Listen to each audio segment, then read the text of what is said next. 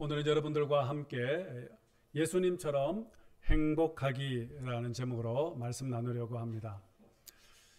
지금 이제 여러분들이 지금 보고 계시는 이 사진은 한국을 대표하는 세계적인 석학이며 이 시대 최고의 지성인이라고 불려지는 이어령 교수님이십니다.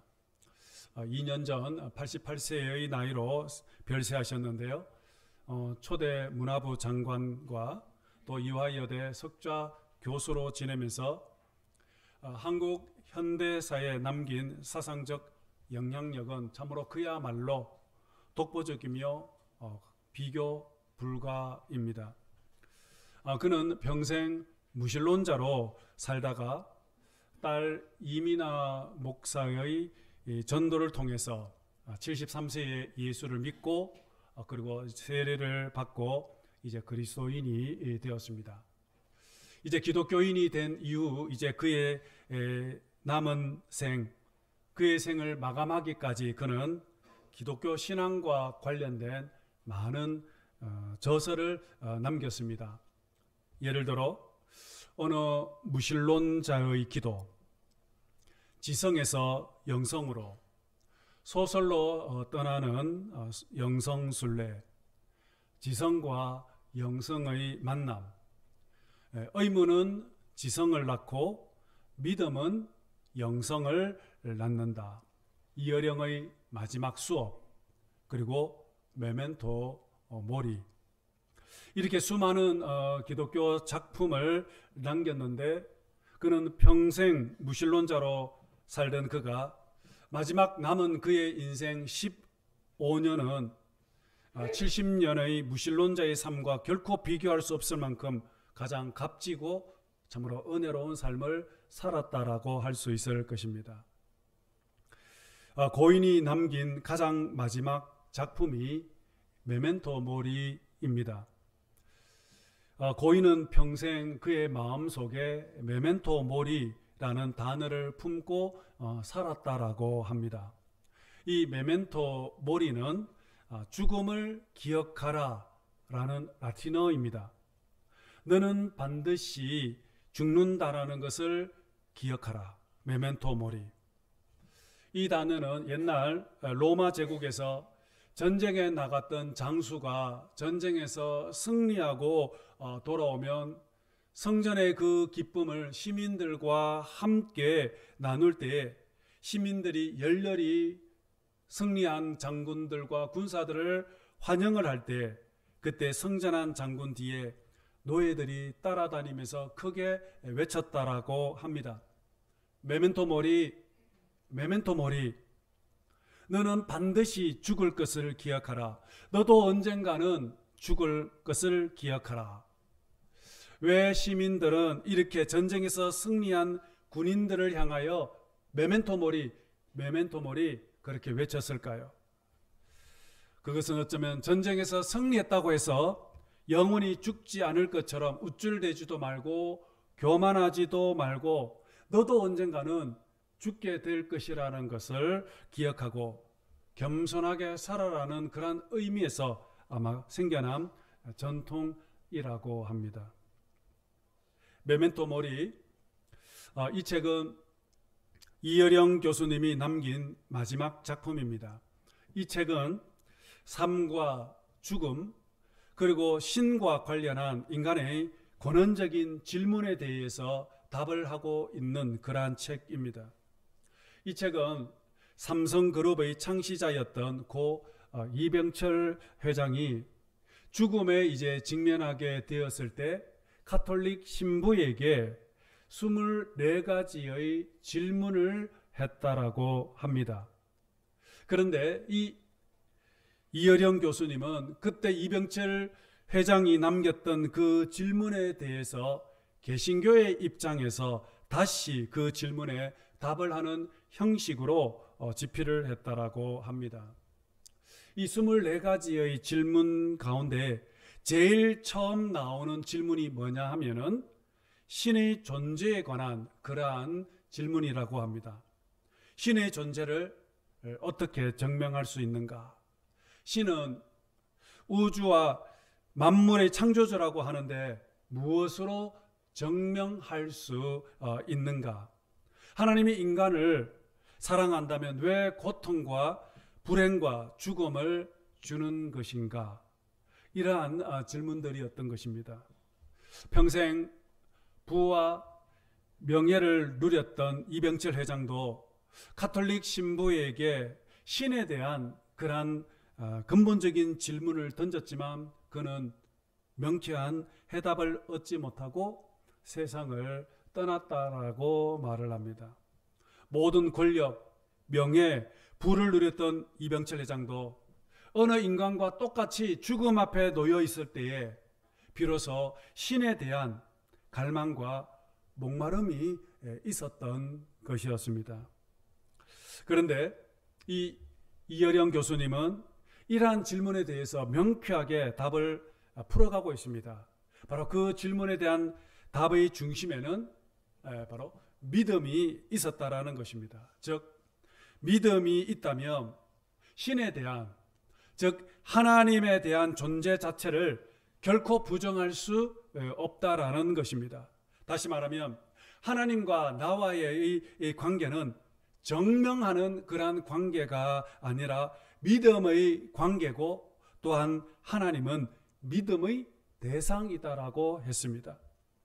영적인 세계는 결코 육신의 눈으로 볼 수 없는 세계이기 때문에 신의 세계는 결코 과학으로 증명되는 것이 아니라고 했습니다. 오히려 믿음으로 받아들이는 세계다라고 했습니다. 그러므로 하나님과 하나님의 나라, 하나님의 이 세계는 하나님의 세계를 믿는 믿음이야말로, 이 믿음은 참으로 우리 인간이 누리는 최고의 은혜이며 복 중에 복이다라고 그렇게 했습니다. 예수님께서 도마에게 말했습니다. 너는 나를 본고로 믿느냐? 보지 않고 믿는 자들이 복되도다 라고 말씀했던 것처럼 믿음이야말로, 이 믿음은 우리들에게 있어서 최고의 복이다라고 이어령 교수님이 그렇게 언급을 했습니다. 이어령 교수님은 70평생 무신론자로 살았습니다. 하지만 그의 인생 마지막 순간에 메멘토 모리, 즉 믿음의 눈이 열리게 되자 한평생 그는 굳게 믿고 의지해왔던 무신론의 사상을 그는 버리고 하나님을 믿기 시작을 했습니다. 그리고 그는 그의 남은 인생, 비록 짧은 인생이었지만 그의 인생은 복음 전도자로, 그리고 예수 그리스도의 정인으로 살다가 그렇게 거룩한 죽음을 맞이하게 된 것입니다. 그는 고백했습니다. 나는 최고의 복을 받았고 나의 영혼은 주님 안에서 가장 행복하고 은혜로운 삶을 살았습니다 라고 했습니다. 오늘 아침 예수님께서 오늘 저와 여러분들에게 말씀하십니다. 행복하여라, 행복할지어다. 오늘 본문 3절 말씀입니다. 3절 말씀 함께 봅시다. 시작. 심령이 가난한 자는 복이 있나니 천국이 그들의 것이미요. 아멘. 여러분, 오늘 읽었던 이 본문을 헬라어 원문 성경을 읽어보면은 세 개의 절로 되어 있음을 보게 됩니다. 먼저 복이 있을지어다 라고 선언이 나옵니다. 즉 축복을 선언을 합니다. 그리고 그 다음에 복을 받은 사람이 나옵니다. 심령이 가난한 자. 그리고 이들에게 어떤 복이 임하는지를 설명을 하고 있습니다. 천국이 저희의 것이며. 다시 말하면 이 팔복은 주님께서 먼저 우리들에게 복을 선언합니다. 행복할지어다, 복이 있을지어다 선언을 하고 그 복을 받은 사람이 누구인지, 그리고 그 다음에 그 복의 내용에 대해서 말씀합니다. 행복하여라, 마음이 가난한 자는, 왜냐하면 천국이 그들의 것이기 때문에. 오늘 예수님은 저와 여러분들에게 선포하십니다. 행복하여라, 복이 있을지어다 라고 선언합니다. 예수님은 오늘 저와 여러분들이 이 땅에서 가장 행복한 삶을 살아가기를 원하신다는 것입니다. 그래서 오늘 우리들에게 축복을 선언을 하고 있습니다. 오늘 예수님께서 우리를 향하여 복이 있으라, 행복하여라 라고 선언하는 것은 예수님이 하나님께 간청을 하거나 청원을 하는 것이 아니라 바로 예수님 안에 있는 이 복을 오늘 우리들에게 나누어 주는 것입니다. 여러분, 어떻게 예수님께서 오늘 우리들에게 이렇게 우리에게 복을 선언하고 선포할 수 있을까요? 바로 그것은 바로 예수님이 바로 복의 권원이시기 때문입니다. 요한복음 14장 27절에 나의 평안을 너희에게 주노라 했습니다. 요한복음 15장 11절에도 내 기쁨이 너희 안에 있어 너희 기쁨을 충만하게 하려 함이라고 했습니다. 뿐만 아니라 요한복음 16장 33절에도 너희로 내 안에서 평안을 누리게 하려 함이라 했습니다. 무슨 말입니까? 나의 평안, 나의 기쁨을 내 안에서 누리라고 말씀하고 있지 않습니까?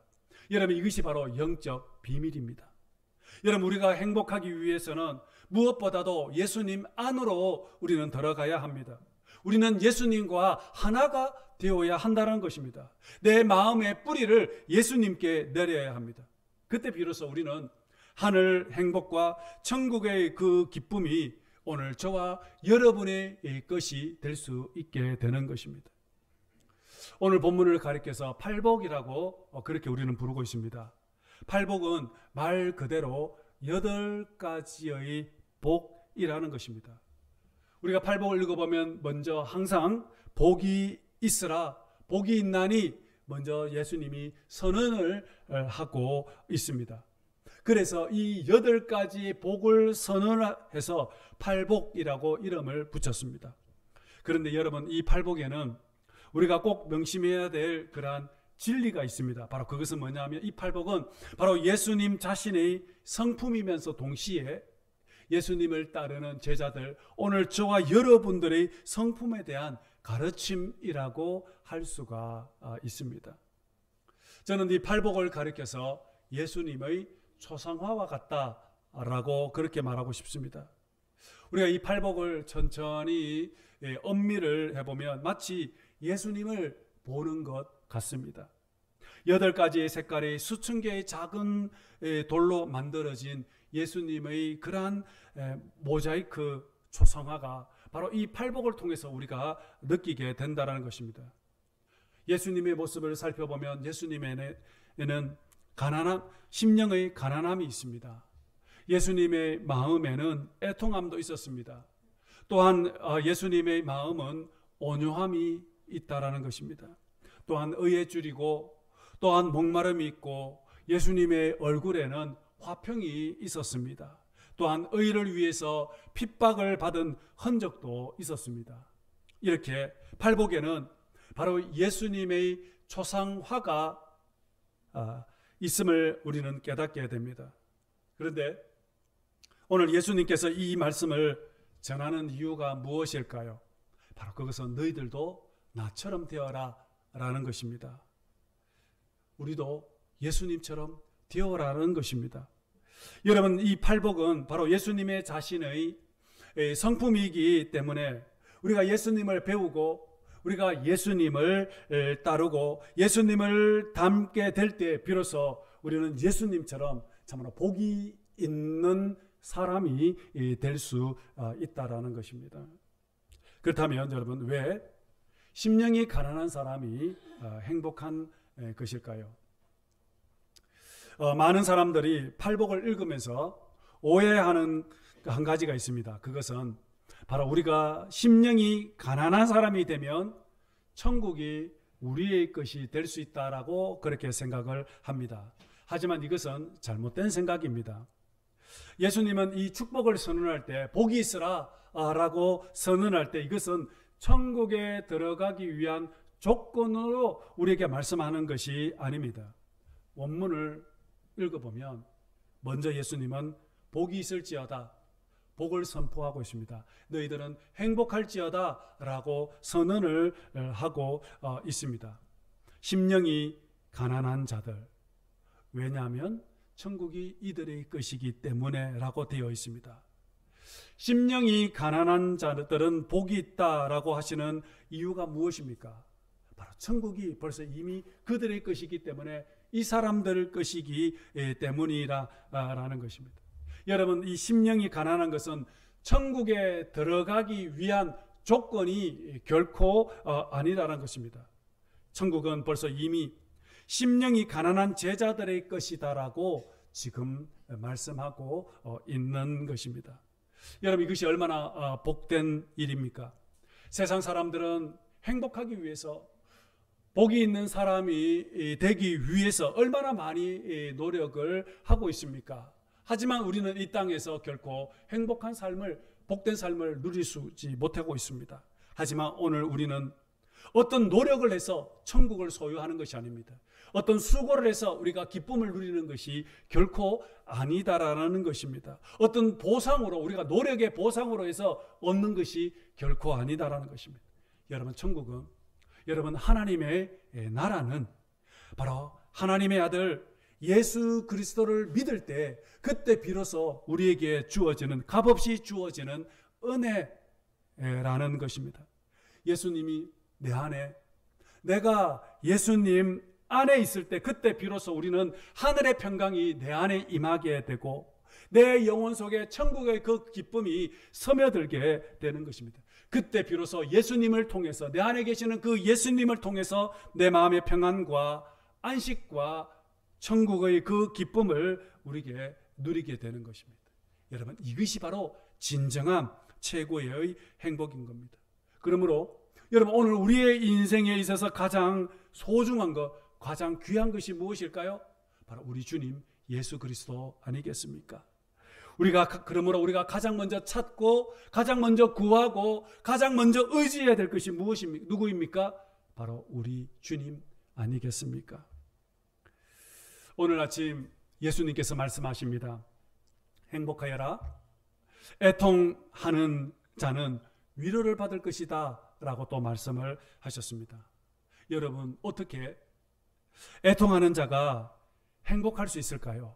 바로 오늘 그 사람은 바로 위로를 받기 때문이라고 또 말씀을 하고 있습니다. 여러분, 여기서 위로라는 이 단어 헬라어 원문을 보면은 파라칼레오로 기록되어 있습니다. 이 파라칼레오라는 이 뜻은 뭐냐면은 곁에서라는 뜻의 파라, 그리고 부르다라는 뜻의 클레오의 합성어입니다. 다시 말하면 옆에서 부른다라는 그런 뜻이 바로 파라클레오, 위로라는 뜻입니다. 하나님은 친히 애통하는 자를 다가오셔서, 찾아오셔서 위로하시면서 마음의 상처를 어루만져 주신다라는 것을 지금 의미하고 있는 것입니다. 여러분, 이 위로라는 단어, 이 파라칼레오라는 이 단어에서 파라클레토스라는 단어가 파송되어졌습니다. 이 파라클레토스는 바로 보혜사라는 그런 뜻입니다. 여러분, 이 보혜사는 성령님의 또 다른 이름입니다. 파라클레토스, 위로하다, 격려하다, 상담하다, 그런 뜻을 가지고 있는 이 파라클레토스, 보혜사는 바로 성령 하나님 아니십니까? 우리 성령 하나님은 오늘 우리의 곁에서, 또 때로는 내 안에서 나와 함께 하시면서 내 상한 마음과 내 인생의 무거운 짐으로 고통받고 있을 때 조용히 가까이 다가와서 위로하고, 또 격려하고, 또 내 인생의 문제에 대해서 깊이 상담해 주시고, 또 그 문제에 대해서 하나씩 풀어갈 수 있도록 지혜를 주시며, 또한 능력과 힘을 주시는 분이 바로 보혜사 성령님 아니십니까? 참으로 누구에게도 말할 수 없고, 어느 누구에게도 설명할 수 없는 내 마음의 고민과 아픔과 상처와 고통을 받고 있을 때, 보혜사 성령님이 오늘 조용히 우리의 곁을 다가와서 내 마음과 영혼을 만져주실 때에, 그때 비로소 성령님은 내 눈물을 닦아주시고, 그렇게 위로해 주시고 다시 회복시켜 주신다라는 것입니다. 그러므로 성령님께서 우리를 위로해 주실 때, 바로 그 위로가 바로 참 위로요. 그때 비로소 우리는 새로운 힘과 용기를 얻게 되고, 또한 우리는 보혜사 성령님을 통해서 우리는 다시 자리에서 일어나 함께 영적으로 비상하는 삶을 우리가 살아갈 수가 있습니다. 여러분, 우리가 성경을 읽어보시면 성경 안에는 하나님에 관하여 여러 가지로 묘사를 하고 있는 것을 발견하게 됩니다. 예를 들어 전능하신 하나님, 때로는 무소부재하신 하나님, 또 사랑과 은혜가 풍성하신 하나님, 이렇게 하나님을 여러 가지 모습으로 표현을 하고 있는데, 저는 요즘 하나님을 가장 많이 묵상하는 것은 바로 위로의 하나님이십니다. 위로의 하나님. 지금 우리가 살고 있는 이 시대는 그 어느 때보다도 많은 위로가 필요한 시대가 아닌가 싶습니다. 생각보다 많은 분들이 육체적으로, 정신적으로, 때로는 영적으로 아파하고 힘들어하고 고통당하고 있는 분들이 너무나도 많다라는 것입니다. 그래서 저는 요즘 기도할 때마다 하나님, 우리 성도님들을 많이 위로해 주십시오. 몸과 마음이 지쳐있는 성도들이 너무나 많습니다. 영혼이 아파하시는 분들이 너무나도 많이 있습니다. 주님, 그분들을 위로해 주십시오. 하나님, 이 나라와 이 백성들이 너무나도 큰 상처와 아픔으로 고통 속에 빠져 있습니다. 저들을 위로해 주십시오 라고 그렇게 저는 기도하고 있습니다. 상처난 저들을 사며 주시고 눈물을 닦아 주시고 위로해 주십시오. 그렇게 저는 기도를 하고 있습니다. 여러분, 왜 제가 이렇게 위로해 달라고 기도를 할까요? 바로 그것은 우리 하나님이 위로의 하나님이시기 때문입니다. 신약성경 고린도후서 1장 3절에서 7절 말씀을 여러분 함께 보도록 하겠습니다. 시작. 우리 주 예수 그리스도의 아버지이신 하나님을 찬양합시다. 그는 자비로우신 아버지시요 온갖 위로를 주시는 하나님이시요 온갖 환난 가운데에서 우리를 위로하여 주시는 분이십니다. 따라서 우리가 하나님께 받는 그 위로도 우리도 온갖 환난을 당하는 사람들을 위로할 수 있습니다. 그리스도의 고난이 우리에게 넘친 것과 같이 그리스도로 말미암아 우리의 위로도 또한 넘칩니다. 우리가 환난을 당하는 것도 여러분이 위로와 구원을 받게 하려는 것이며, 우리가 위로를 받는 것도 여러분이 위로를 받게 하려는 것입니다. 여러분은 이 위로로 우리가 당하는 것과 똑같은 고난을 견디어 냅니다. 우리가 여러분에게 거는 희망은 든든합니다. 여러분이 고난에 동참하는 것과 같이 위로에도 동참하고 있음을 우리는 알고 있습니다. 아멘. 세 번역 성경으로 함께 읽었습니다. 여러분, 오늘 방금 읽었던 이 구절에 보시면은 위로라는 단어가 참 많이 나오죠. 몇 번 나왔을까요? 10번 나왔습니다. 사도 바울은 하나님을 가리켜서 위로의 하나님이시다라고 했습니다. 그런데 여러분, 오늘 하나님의 위로를 누구에게 임한다라고 했을까요? 바로 환난, 고통을 받고 있는 사람들에게 하나님의 위로가 임한다고 했습니다.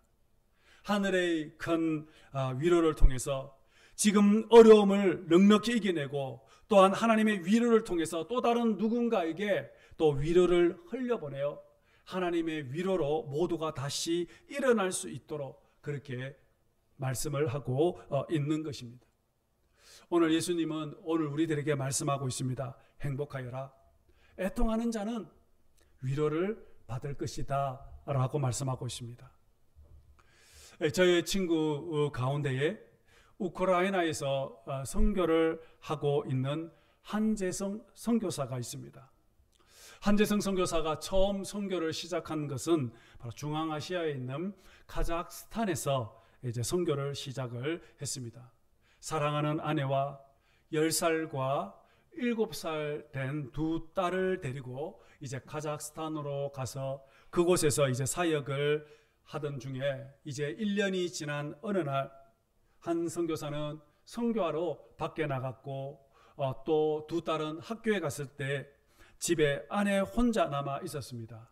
그때 갑자기 집에 혼자 있는 그 사모님에게 괴한이 들어와서 그리고 쇠파이프로 때리고 그리고 손과 발을 뒤로 묶고 보자기를 얼굴 덮어 씌우고 그리고 집에 있는 물건들을 모두 훔쳐가는 그러한 일이 일어났습니다.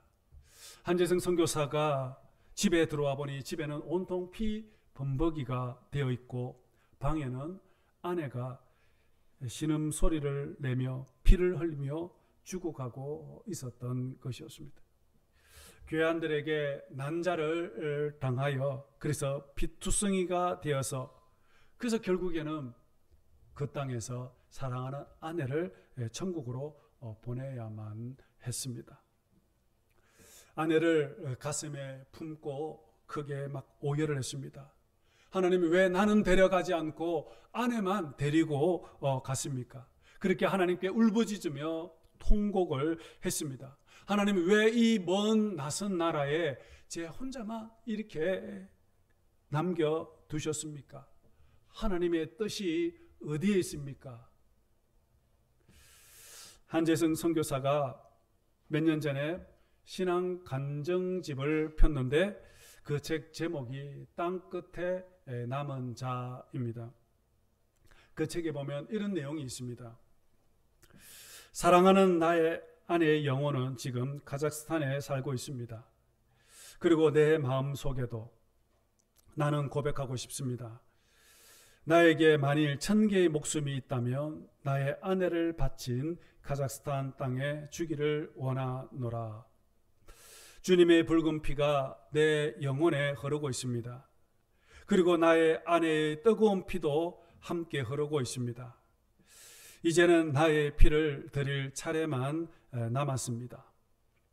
다만 주님이 사랑하시는 그 땅에서 드리고 싶을 뿐입니다. 지금 한재성 선교사는 땅끝이라는 뜻을 가지고 있는 우크라이나에서 지금 선교를 하고 있습니다.